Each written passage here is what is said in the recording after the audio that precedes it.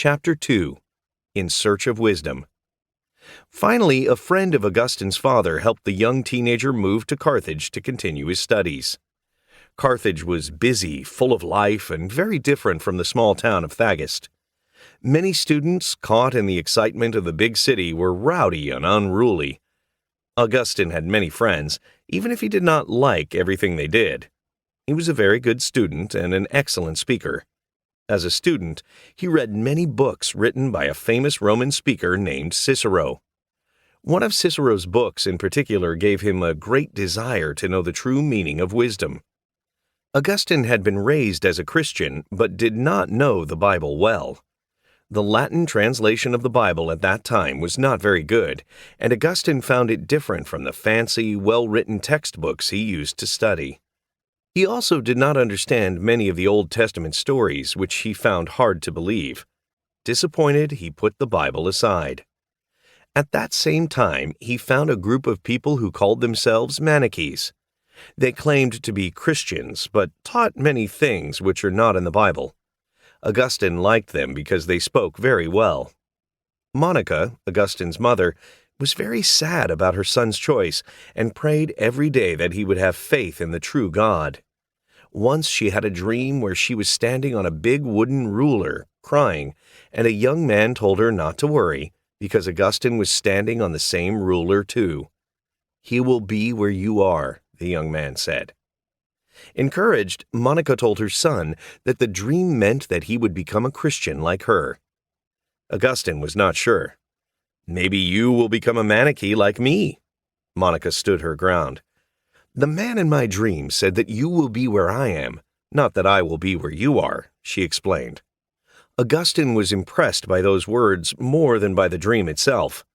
This great speaker, able to win the toughest debates, was now silenced by his mother's wisdom and conviction.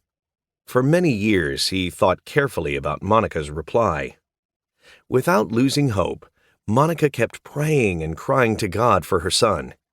Once she talked to a priest who had also been a Manichee. "Augustine will eventually find out how wrong they are," he told her. Because Monica kept crying and asking him to talk to her son, he added, "The son of a mother who sheds so many tears for him cannot perish." As soon as Augustine finished his studies, he went back to Thagast to teach others how to give good speeches. He had many friends who shared his beliefs and liked to do the same things. One day, his very best friend got very sick with a high fever and became unconscious. It seemed that he was going to die, so his family baptized him, hoping that it could make some difference. Surprisingly, his friend got better. When he opened his eyes, Augustine told him what happened. "When you were unconscious, they baptized you." He thought it was very funny because his friend was a Manichee, and Manichees made fun of the church and the sacraments. He expected his friend to laugh or to get angry with those who had baptized him. Instead, his friend got angry with Augustine and told him that if he wanted to stay his friend, he would have to stop teaching him all that Manichean nonsense. Augustine was shocked. He had always thought that baptism was just an empty ceremony.